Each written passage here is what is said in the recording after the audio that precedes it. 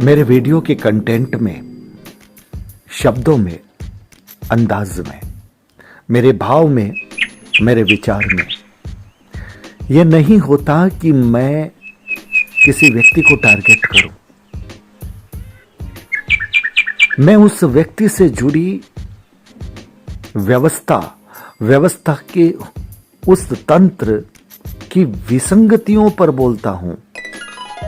मैं विसंगतियों पर बोलता हूं और विसंगतियों की बात कहीं ना कहीं उस व्यवस्था के तंत्र से जुड़ी होती है, जिससे वो व्यक्ति सीधा सीधा जुड़ा होता है, तो वो बात उस व्यक्ति पर आ जाती है। मैं संवैधानिक पदों का सम्मान करता हूं, लेकिन इसका मतलब यह कतई नहीं कि मैं उन संवैधानिक पदों पर आसीन व्यक्तियों को आदर्श मान लूं, उनका फॉलोवर बन जाऊं। मेरा यह मानना है कि कई बार संवैधानिक पदों पर गलत व्यक्तियों का भी चयन हो जाता है और इस देश की सियासत का अतीत इस बात का गवाह है, जिन पर सवाल भी उठते बैठते रहे हैं, सवाल जवाब भी होते रहे हैं। आध्यात्मिक पटल पर भी ऐसी घटनाएं हो सकती है, इससे मैं इनकार नहीं कर सकता, लेकिन उसके बावजूद संवैधानिक पद है, मैं उनका सम्मान करता हूं। नमस्कार, मैं संजय सनम, आप देख रहे हैं डिजिटल फर्स्ट न्यूज। तेरापन समाज पर कुछ वीडियो इन दिनों जो गए हैं, YouTube पर बहुत सारे कमेंट आए हैं। विचार गतिशील होता है, विचार आदमी से बड़ा होता है, इसका प्रभाव भी पड़ता है। तो हमारे एक व्यूअर ने यह स्वीकार भी किया है कि चलिए मान लेते हैं कि इनकी गलती है। उनके लिखने का सारांश बता रहा हूं मैं उनका नाम नहीं बता रहा, और मैं नाम इसलिए नहीं बताना चाहता कि कहीं वो व्यक्ति टारगेट ना हो जाए, क्योंकि कई बार आप संजय सनम और हमारे जैसे कुछ एक्टिविस्ट के लिए अगर कोई अच्छा कमेंट दे देते हैं, उनकी बात को स्वीकार कर लेते हैं, तो फिर आप पर आफत भी आ जाती है। वहां से आपसे यह पूछा भी जाता है कि आपने ये क्यों लिखा, और आपने अगर ये लिखा तो फिर इसके बदले में इसका उल्टा जवाब दीजिए। यह गुलामी है, यही दास्तां है जिसका मैं जिक्र करता हूं। मैं ये कहता हूं कि धर्म किसी को गुलाम नहीं बनाता, धर्म तो आजाद करता है। लेकिन जब हम संप्रदायवाद की दौड़ में चलते हैं तो धर्म हमसे पीछे छूट जाता है। हमारे मौलिक सिद्धांत, हमारी परंपराएं और जिस मंतव्य के साथ हम इस क्षेत्र में आए हैं, वो लक्ष्य हमारा पीछे छूट जाता है, और तब YouTube पर लोग अनर्गल कमेंट करते हैं। ये उनका दोष नहीं है, ये दोष उनका है जिनके वे शिष्य हैं, जिनकी वो बढ़ चढ़ करके बातें करते हैं। कल YouTube पर कमेंट बॉक्स में एक आदरणीय महिला का 2 कमेंट आए। एक तो उन्होंने लिखा था कि आपको ढोल नगाड़ों से परेशानी है या तेरापंथ की श्री वर्दी से। मैंने उनको कमेंट दे दिया, मुझे किसी भी पंथ, संप्रदाय, संयम, त्याग, तपस्या की भावना से, लोगों के जन कल्याण की भावना से चलने वाले किसी भी पगडंडी की श्री वर्दी में मुझे कोई परेशानी नहीं है। मैं हर उस पगडंडी की, हर उस पथ की, हर उस राह की श्री वर्दी चाहता हूं जो परंपरा, मर्यादा, गरिमा के साथ चलते हैं, जिनके अंदर राग द्वेष नहीं होता, समभाव से चलते हैं और लोगों के कल्याण की बात करते हैं। लेकिन मुझे आडंबर और पाखंडों के इन नगाड़ों से निश्चित रूप से ऐतराज है, क्योंकि ये ग्रस्त जीवन में तो अच्छे लगते हैं लेकिन आध्यात्मिक पटल पर अखरते हैं। उन्होंने मुझे यह भी लिखा कि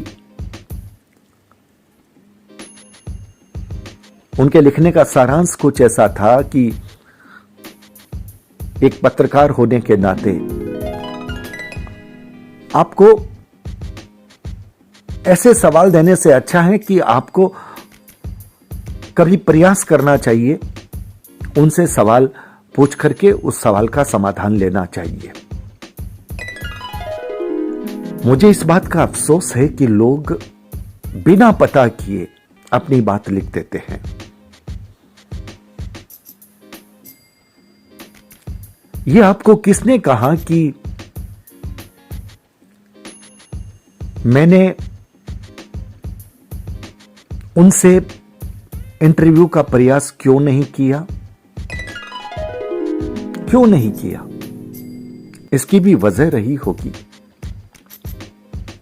यह सच है कि आचार्य श्री जी से इंटरव्यू के बाबत मेरी कोई सीधी बात नहीं हुई, लेकिन यह भी सच है उनके आसपास जिनके माध्यम से होकर के उन तक जाना पड़ता है, उनमें से किसी एक मुनि जी ने, मैं नाम नहीं बताना चाहता, यह मर्यादा मुझे अलाउ नहीं करती, उन्होंने मुझसे यह कहा था कि आप तेरा पंथ पर इतना लिखते हो, इतना बोलते हो, आप गुरुजी से सीधे बात कर लो, अपने सवाल उनके सामने ही रख दो। मैंने कहा बहुत अच्छी बात है, मैंने तो मना नहीं किया, लेकिन आप मुझे यह बताइए कि मेरे सवालों के जवाब मिलेंगे ना? जैसे कि हमारे और भी एक्टिविस्ट भाई एक एक घंटे तक बैठकर चले गए, और जब भी कोई ऐसा सवाल आया गुरुजी मौन हो गए, मुस्कुरा गए, उस सवाल का जवाब नहीं दिया। वो तो समाज के श्रावक थे, इसलिए उनके मन में बात आखिरी, तब भी वो चुप रह गए। माफ कीजिएगा, मैं एक पत्रकार हूं, और पत्रकार के सामने जब कोई किसी सवाल का जवाब नहीं देता तो उसकी चुप्पी पर एक अतिरिक्त सवाल हो जाता है। जब मैंने ये बात उन मुनि जी को बताई तो मुनि जी ने कहा नहीं नहीं नहीं नहीं नहीं, आपको उस सवाल को केवली गम्य ही करना होगा। मैंने कहा तब मेरा ये इंटरव्यू नहीं हो सकता, क्योंकि बात और बढ़ जाएगी। पहले से ही मेरे मन के कुछ सवाल हैं, फिर और अतिरिक्त सवाल जुड़ जाएगा। अब जो लोग मुझे कमेंट बॉक्स में इस बात की नसीहत दे रहे हैं, मैं उन्हें खुलकर कह रहा हूं कि अगर आपके पास इतनी सामर्थ्य है तो आप बनिए मध्यस्थ, मुझे समय दीजिए, स्थान बताइए, मैं बड़े सम्मान के साथ लाइव टेलीकास्ट से सवाल करूंगा। लाइव टेलीकास्ट में इसलिए कह रहा हूं क्योंकि कुछ लोगों के मन में इस बात का झूठा वहम रहता है कि संजय सनम रिकॉर्ड करने के बाद पता नहीं क्या एडिट करेगा, क्योंकि जिनके मन में चोर रहता है, चोरी करते हैं, उनके मन में ही ऐसी भावना आती है। हमारा मन स्पष्ट है, हमारा मन साफ है, हमारे मन में आचार्य श्री महाशरमन जी के प्रति कोई कटुता नहीं है, हमारे मन में ऐसी कोई भावना नहीं है कि हम उनकी निंदा करें, हम उनका विरोध करें। अगर लाइव टेलीकास्ट में वो मेरे सवालों के सटीक जवाब देते हैं तो मुझे उनको दंडवत प्रणाम करने में कतई संकोच नहीं होगा, मैं करूंगा। हम झुकना जानते हैं, हम ठहरना जानते हैं, हम रुकना भी जानते हैं, लेकिन जब कोई हमारी बात का जवाब नहीं दे तब फिर हम बोलना भी जानते हैं। मैं ये बात कहना नहीं चाहता था, लेकिन लोग बड़ी अज्ञानता के साथ इस तरह के कमेंट कर रहे हैं। मैंने फिर इंटरव्यू नहीं लेने का निश्चय इसलिए किया क्योंकि मैंने सोचा कि फिर बात और बढ़ेगी। जब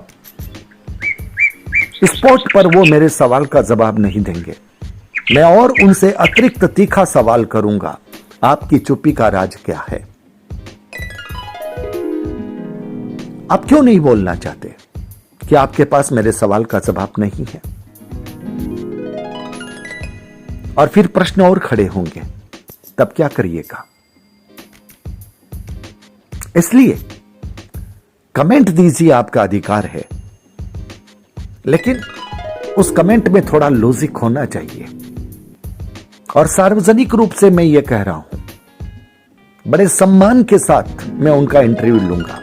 एक संवैधानिक पद पर आसीन व्यक्ति है। विचारों में मतभेद हमारे लाख हो सकते हैं, लेकिन वो जिस स्थान पर है उस स्थान का सम्मान है। और मैंने अपने किसी भी वीडियो में संवैधानिक पद का सम्मान नहीं किया।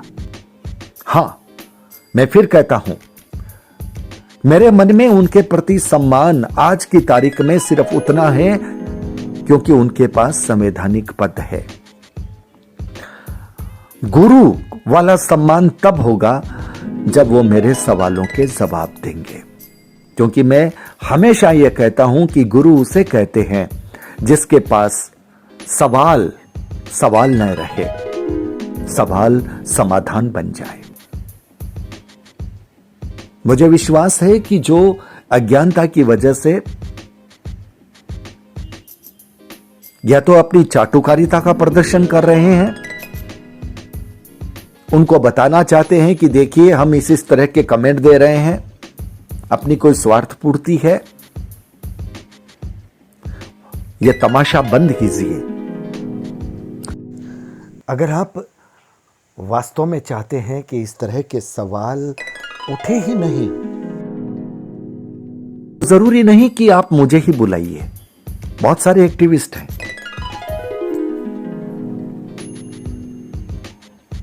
उनमें से किसी को चुन लीजिए। यह जरूरी नहीं कि आपको संजय सनम के माध्यम से ही बात करने से बात होगी। बहुत एक्टिविस्ट हैं, अपनी बात कहते हैं, उनमें से किसी को चुन लीजिए,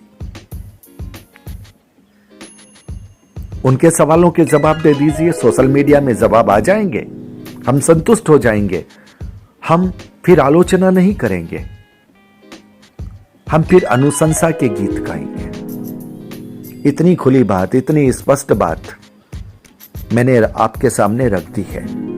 उसके बाद में भी अगर आपके कमेंट इस तरह के तर्कहीन आते हैं, तो ये इस बात का परिचय होंगे कि ये कमेंट या तो आपको गुलामी की दास्ता की वजह से देने पड़ते हैं, या फिर आपकी अज्ञानता आपसे दिलवाती है। फैसला आपको करना है। बहुत बहुत आभार, नमस्कार। मेरे किसी शब्द, आवाज, अंदाज, भाव, विचार से अगर किसी को तकलीफ हुई हो तो माफ कीजिएगा। वीडियो को लाइक करना, शेयर करना, यह आपकी जिम्मेदारी है। चैनल को अगर आप सब्सक्राइब करना चाहते हैं, अगर आपको मेरे वीडियो, मेरे कंटेंट अच्छे लगते हैं, तो चैनल को सब्सक्राइब भी कर सकते हैं, ज्वाइन का बटन भी दबा सकते हैं। बहुत बहुत आभार।